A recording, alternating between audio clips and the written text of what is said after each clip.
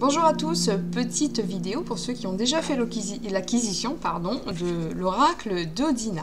Donc je voulais vous faire une vidéo pour vous présenter le jeu de mots que j'ai fait donc avec cet oracle. Ce n'est effectif que sur 2 cartes.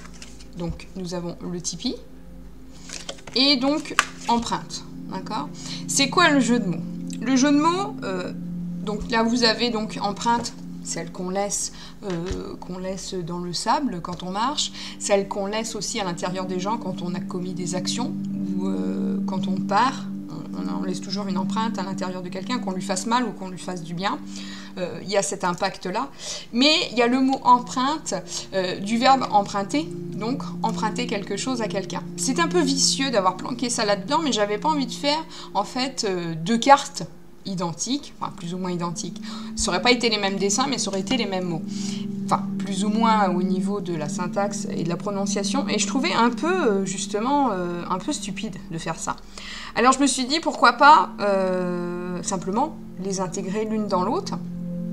Et même si c'est la même prononciation, faire la différence quand on fait l'interprétation. Voilà. Donc c'est un peu vicieux, effectivement. Voilà. Donc, alors, empreinte.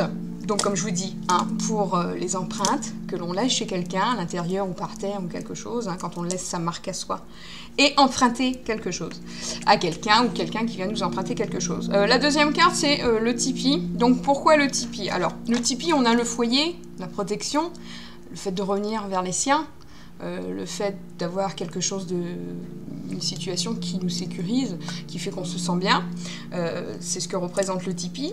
Mais on a aussi la marque génétique, on a comment dire, l'empreinte justement génétique qui fait que le Tipeee, ça peut représenter également aussi la gène.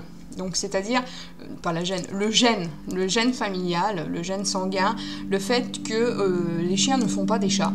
Et que, quoi qu'il arrive, de toute façon, la personne va agir plus ou moins un peu comme elle a été éduquée, comme on lui a enseigné, ou comme ses parents ont eux-mêmes fait. Alors, certains, en écoutant cette vidéo, vont dire « Non, non, moi je suis pas comme mes parents et tout ça ». Le seul problème, c'est que des fois, quand on a tendance à pas vouloir être comme nos parents, fatalement, on se cache à soi-même, mais on reproduit certaines choses.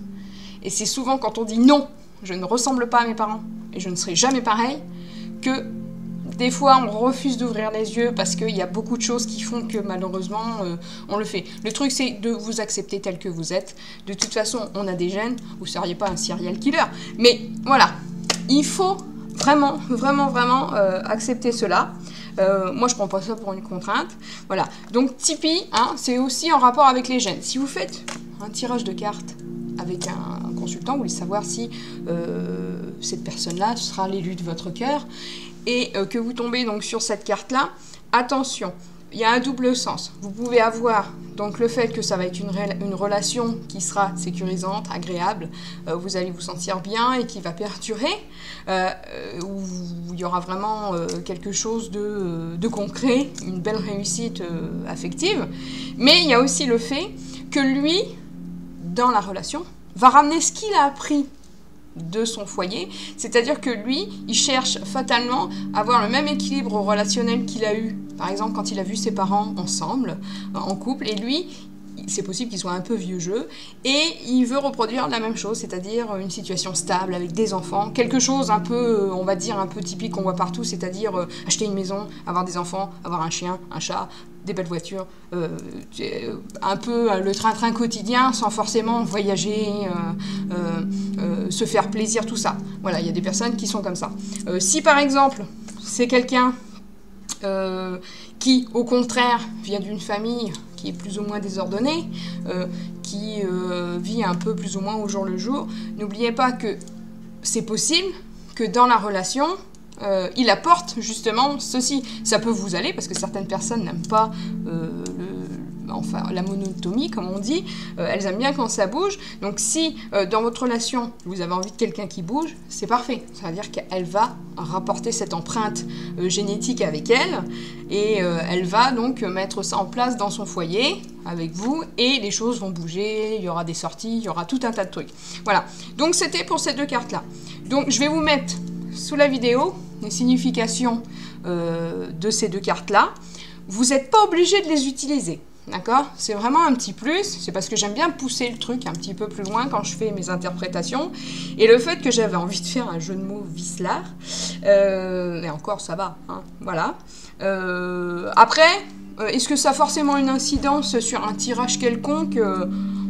Si vous n'avez pas besoin de tant de détails, non, pas forcément. Après, moi je suis à cheval sur tout un tas de trucs, hein. Voilà, moi, je pousse ça super loin. Donc voilà. À vous de voir. Voilà, donc gros bisous à vous, bonne journée.